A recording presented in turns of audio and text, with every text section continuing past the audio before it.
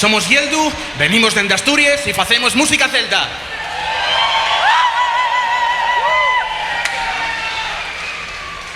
Fai 40 e pico años nel Festival de Ortigueira de 1982, un mozo do Vieu estaba nesta mesma alameda con unha arpa irlandesa al yombo. E era Fernando Largo, que años dempués fundaría la mítica banda de música celta Beleño.